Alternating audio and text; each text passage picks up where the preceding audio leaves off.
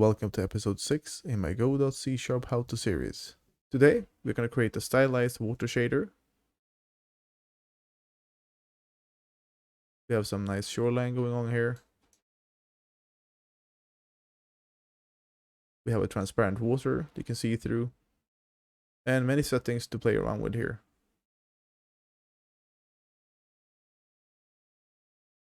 We can change the wave height. We can change the wave speed. We can change the stylized amount. So if I turn off normal mapping, it's going to be easier to see what's happening. We can change how many shades we want to have on the water here. We can change our color intensity. We can change the watercolor. We can add some more color saturation. We can enable the normal map.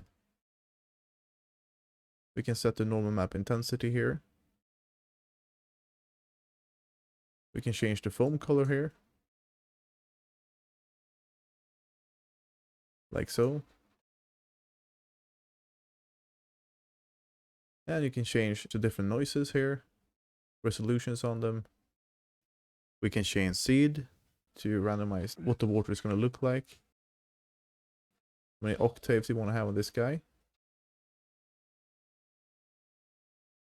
And on the normal map, we can increase this as well to get this other kind of patterns. So there's a lot of things that you can change for this. I'm going with a low setting to get this more cartoony look. And we have a foam shader here, the foam map. We'll zoom in here. So we can give the foam more or less resolution here.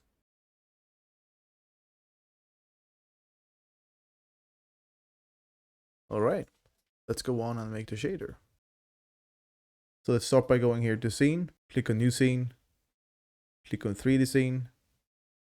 Let's rename this guy to water tile. And go on scene, save scene as, and create a folder in the scenes folder and call this water. And click on save. Next, right click on the water tile node, click on add child node, and find the mesh instance here, and click on create. Rename this guy here to water. Click on mesh, and click on new plane mesh. And click here on the mesh. We're going to change the size here to be 32 by 32. And we're going to set the subdivide width to be 30 by 30. Scroll down a bit here and click on material, click on new shader material and click here again. Scroll down and click on shader here and click on new shader. And click once more to open the shader editor here. First of all, we're going to have a shader type spatial and we're going to add two floats here, one for the wave speed and one for the wave height. And now we're going to have two layers of water, uniform, sampler 2D. And call this water layer 1 and one for water layer 2 as well. Now click on water, go to the shader params, click on water layer 1, click on new noise texture, click on the texture, and click on noise down here, and click on new open simplex noise. Then click again here to expand the settings. This guy is going to have 2 octaves.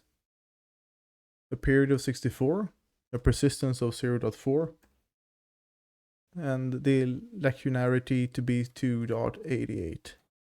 Then scroll down here to water layer 2, do the same thing, new noise texture, click there again, set this to 256. Make sure this is seamless, and this guy should be seamless as well. Let's go down here again, click on noise. Click on new simplex noise, click here again, and for seed we can go with 24, 25. We're going to have 2 octaves, a period of 64, persistence of 0.5, and lacunarity of 2. So we're going to leave it at default. Now we need to go back to the shader, and click here to open the editor again. So the first thing we're going to do is add a fragment function. And here we're going to get the textures and we're going to animate them. We have a vector 3 for the water. Texture 1. It's going to be equal to the texture here. And let's take the water layer 1. I'm going to pass in the UV plus the time variable. I'm going to multiply this with 0.08 and multiply this with the wave speed. And we're going to get the RGB from this guy. Next, we will get the second water texture. It's going to be water layer 1. We're going to animate this by taking the UV minus the time, multiply with 0.02, and then multiply this with the wave speed. And get the RGB value for that. And by now, all of you saw my typo. It should be layer 2 here. So it's going to look a lot better when you get there in the end. So let's continue with the tutorial and get the RGB value for that. Now we're going to clamp these values between -1 and 1. To do this, type in float, water. We take the water texture 1 plus the water texture 2 here. We can take any channel we want. I'm going to take the red channels right now, and we're going to say -1 here as well.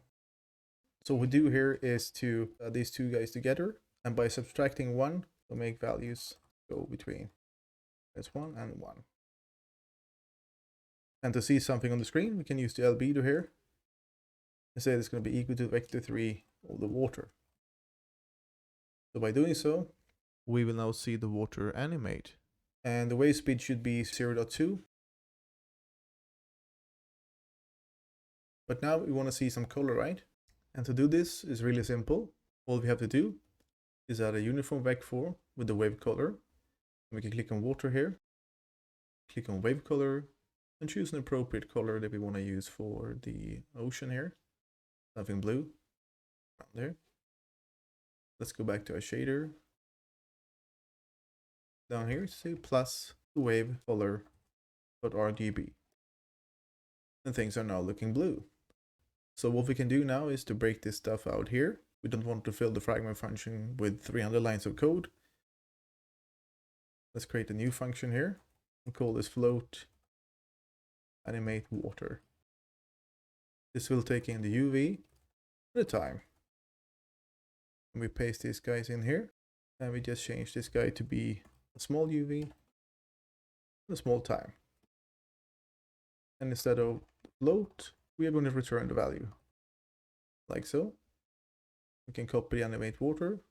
We go down here and say float water anim equals animate water, as in the UV and the time. We can now take the water animation like so, and this looks a lot more cleaner. Next, we want to stylize this water to make it more cartoonish. We will create a new function. We'll call this float Stylize Water. This is going to take in a value.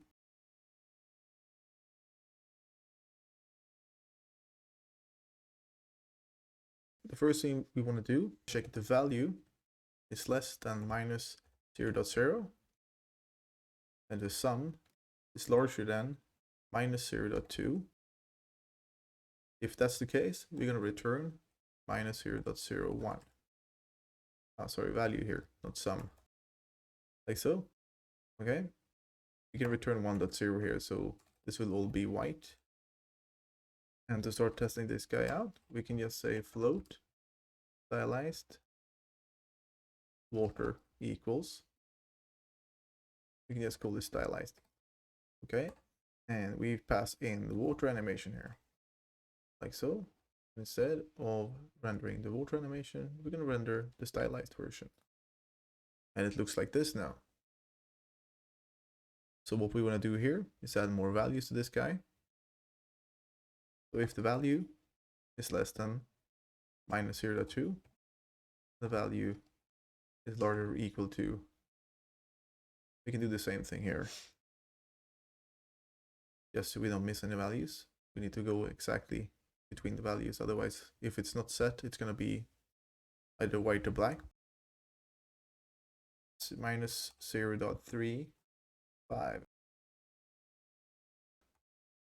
In that case, we're going to return minus 0.07. So we're adding more shades to this guy.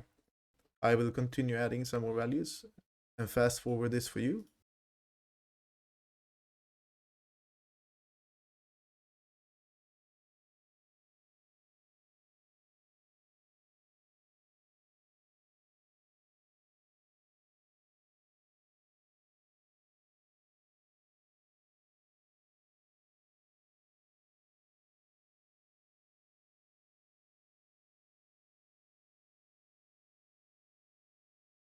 Alright, we now added our values. Now there's one more thing we want to do here. We want to add a stylized amount. We can multiply the value here to control how many of these shades we will use in the shader. This is really simple. We're just going to say value equals value multiplied with, and we can call this stylized amount. And we can add this guy up here. We can set this to 1.5 as default. Okay, so if now click on water and change the stylized amount 1.9, 3, 4, 5. This is 3 and this is level 4. So we can limit this guy here in the shader. Open the shader. And we have the stylized amount here. And you type in colon int underscore range. And here we can set the start range to be 0.01 and the end range, I'm going to set it to 7, I believe. And if we press comma here, we can say how much we want it to increment with. So I'm going to say 0.01. Okay. And the default is going to be 1.0. If you go back to the water now, we can control the stylized amount here. Alright, let's get back to the shader. What we want to do now is to make the water transparent. So we need to add an object first. So click here on Add Child Node, and find a mesh instance again. Click on Create. In here, click on Mesh. We can make a sphere here. And we can scale this guy up. Transform. Like 5, 5. Something like that. And we can pull this down. As you can see, we don't have any transparency. We go to the water here now and click on the shader. We are now going to get the screen texture. This is a vector 4. We can call this screen text. It's going to be equals to texture. We'll get the screen texture and the screen UV. And what we have to do now is to do a mix here. Mix the screen texture.rgb with the wave color RGB and the wave color alpha. So if you now go to the water, click on the wave color and pull down the alpha, we are now getting transparent water here.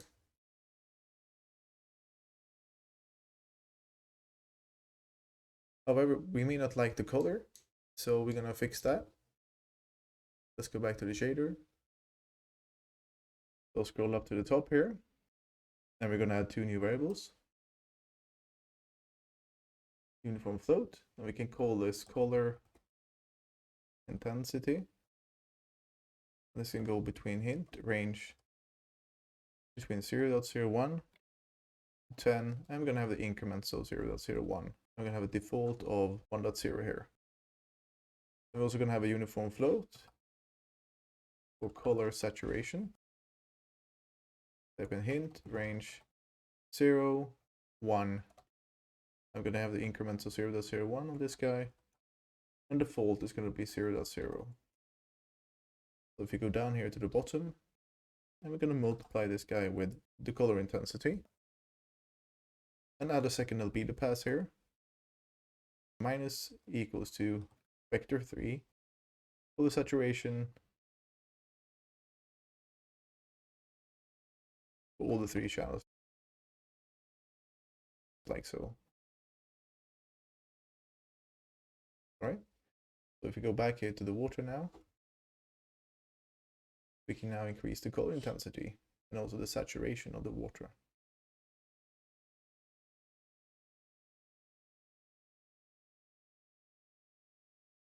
You can now crank this down fairly low, have a lot of transparency, and you can still correct the colors afterwards, like so. All right. Let's get back to the shader again, and let's add a normal map to this guy. Uniform, Sampler 2D, normal map. So click on water now. Go down here to the normal map. Click here, and click on new noise texture. Click the noise texture again, and we're gonna crank this guy down to 32 for starters. It's gonna be seamless, and it's gonna be as a normal map. And we're gonna pull the bump strength up to 32. I click on noise, a new open simplex noise, expand the noise. We can use seed for 6 octaves on this guy. A period of 212. A persistence of 0.84. A linearity of 2.53 here. So let's open up a shader again. And let's also add in a uniform bool here. Enable normal map. And let's go down to our shader here. We're going to check here if we're enabling the normal map. We're now going to write a function to animate a normal map, very similar to this guy up here. This is going to be a vec2, animate normal map. We're going to take in the UV and also the time. In here, we're going to say vec2, animated UV is going to be equal to the UV, and the animated UV will be plus equals the time, multiply with the wave speed, multiply with 0.4. Then we're just going to return the animated UV. Like so. We can copy this guy down here. We say vec2 animated UV equals animate normal map. We're going to pass in the UV time. Going to multiply this with 0.6. Multiply with the wave speed. And then we're going to set the normal map to the texture of the normal map. With the animated UV, we're going to multiply this with 3, get the RGB, like so. So if you now click on water, go into a shader here, we can now enable the normal map. As you can see, there's a small change here. So what we want to do now is add a slider here so that we can increase the normal map intensity. Let's get back to the shader. Go back to the top. Type in uniform load normal map intensity. This is going to have a hint range between 0.01 to 10 with the increment of 0.01 and the default value 1.0. We can now take the normal map intensity, plug it in here. We can now increase intensity here.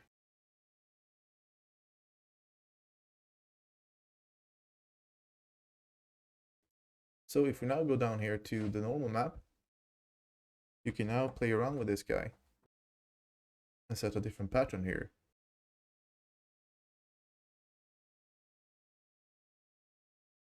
You can play around with the settings here to get the kind of look you want. So you have like some small lights here on the surface. We can increase it even more and play around with the values we have.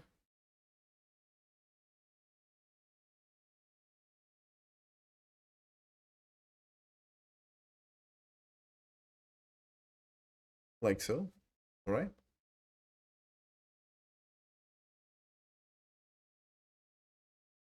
Now we want to have some waves on the surface here, right? We can go back to the shader. And in here, we're going to create a new function. Float waves. We're going to take in the vector 2, the position, time, and also the UV.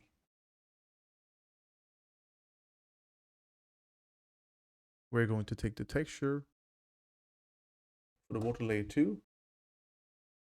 I'm going to get the UV plus time, multiply it with 0.14, multiply with the wave speed. I'm going to get the R component and return the W here. So we now need to create the vertex function.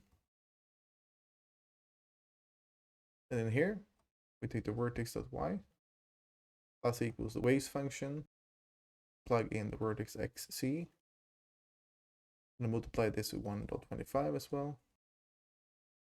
And add the time and multiply this with 1.5 and the UV. And also multiply this with the wave height. So we click on the water here, go to the wave height, type in something like 5. Things are now animating here. We have some waves going on. The good thing is that this guy is going to tile. But first, we need to solve the issue that this guy is going above the ground. To fix this, go back to the shader, in here, type in vertex.y minus equals wave height divided by 2.0.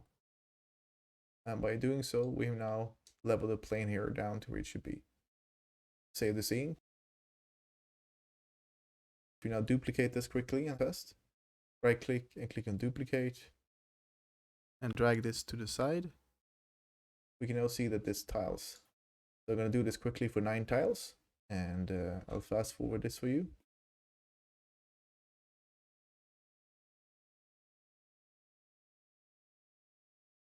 Like so. And I'm now going to hide these 9 tiles, except for the middle one. So we can toggle these guys on and off, see how things are looking. Okay, I'm going to hide these guys for now. And we're now going to add foam to this guy. The first step, click on the water here, and click on shader. And up here, we're going to have a new uniform sampler. And this is going to be the foam map.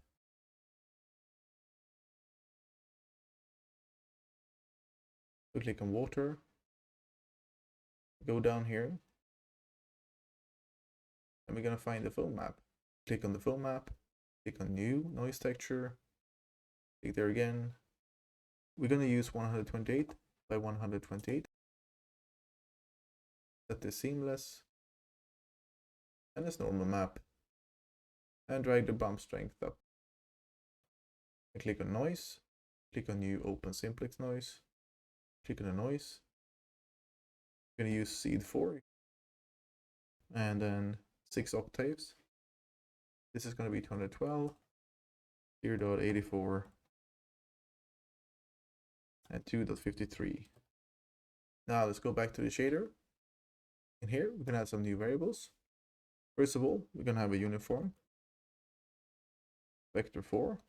It's going to be the foam color. And we're going to have the uniform float for the foam edge scale,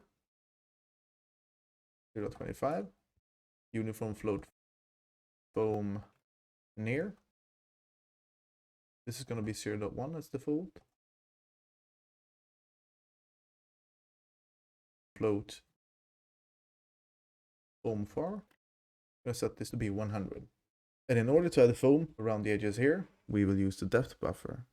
The depth buffer is on a logarithmic scale, which means that when we zoom out, we will get closer and closer to 1.0. And when we zoom in, we will get closer to 0.0.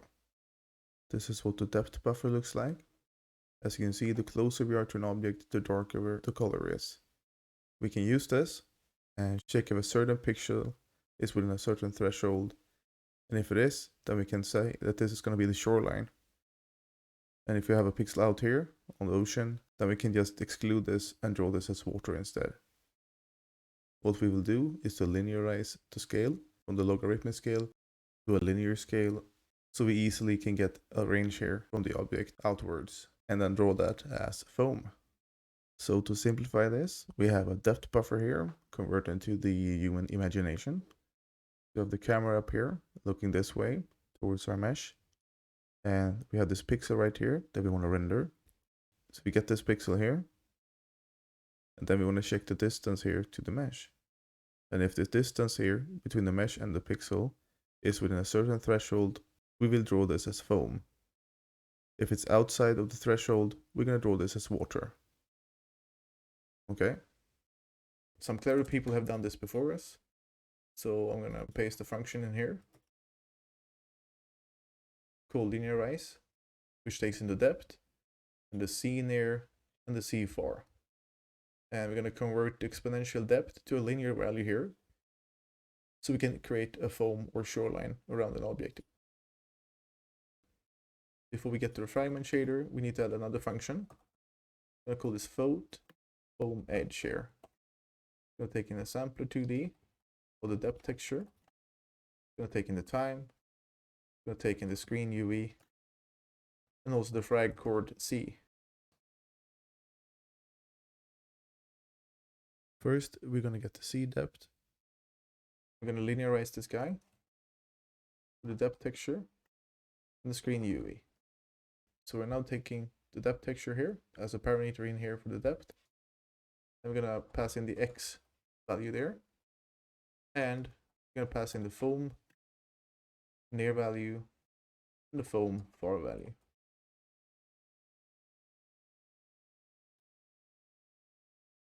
Then we're going to get the C position, linearize this guy, the frag chord C variable, the foam near, and the foam far.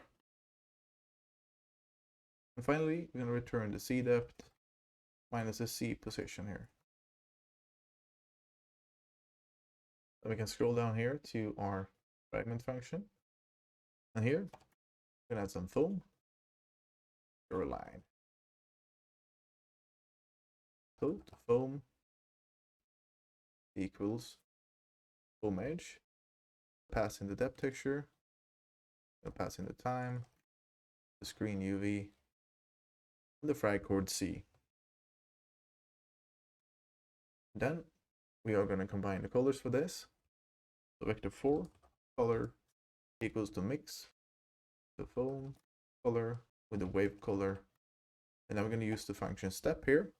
I'm going to pass in the foam edge, scale, and the foam. And instead of passing in the wave color, we're now going to pass in this color instead. So as you can see, we have now a foam line here. So let's go to our water. Let's change our foam color to white instead. So this is what we have right now. We can lower our normal map here.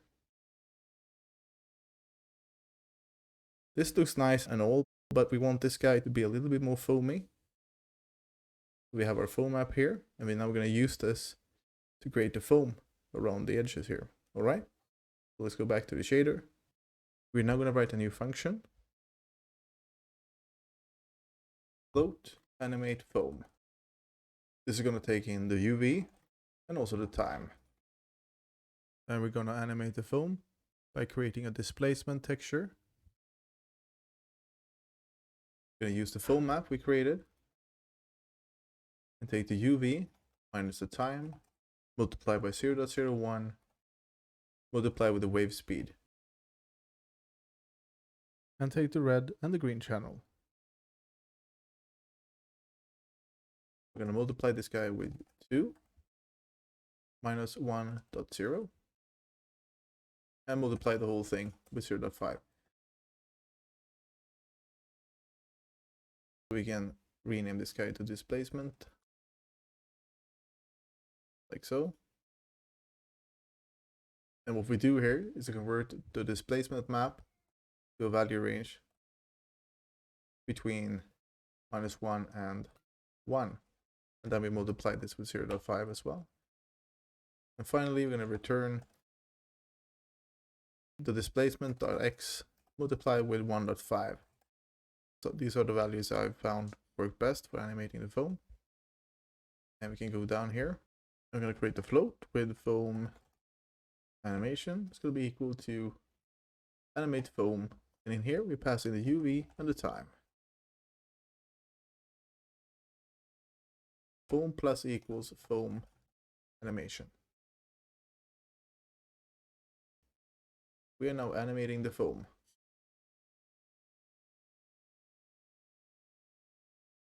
So we can now tweak the values here. You can set this to 0.6. The foam forward to 200. So what we can do now is to go here to our foam map and increase the width, which will increase the resolution of the foam. If we want to speed up the foam, we can go into the shader and bump this value up here. We can try 0.05.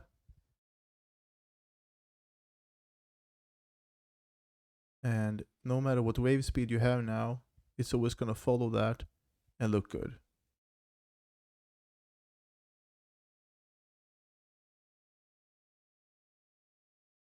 Wave speed 2,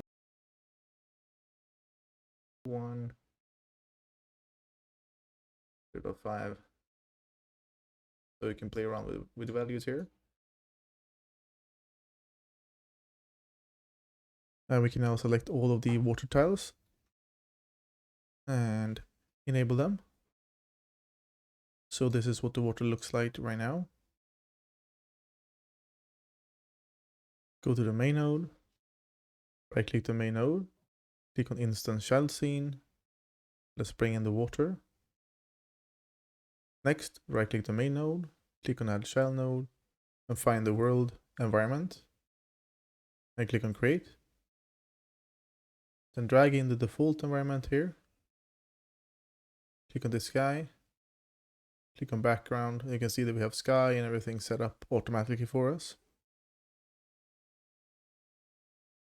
Next, we're going to right click the main node and add a child node and search for mesh instance. And click on create. Click on mesh up here. Click on new plane mesh. And click on the mesh here. Set the size to 200 by 200 here. And now we have to lower this guy down. Like so. Next, click on material here and click on new spatial material. Click on the material. Go down here to albedo. Click on the icon. Click on import. Set preset as 2D pixel. Click on re-import. And let's drag the icon in here to the texture. If we go back to the water tile and into the foam settings, if we lower this guy here to something like 50 and go back to main, you can see we get this ugly white noise here.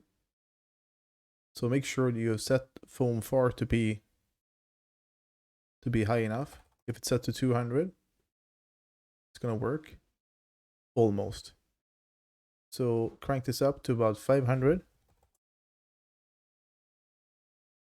Then you won't have the problem with the glare when you're zoomed out in the long distance. Okay. And just for fun, we can now tilt the mesh instance here. So if we go down to transform, rotate this with 25 degrees, and you will see that we are now getting the shoreline here, which is pretty neat. All right. This concludes this tutorial. Thank you very much for watching. Please like, subscribe, hit the notification bell, and see you in the next video. Bye for now.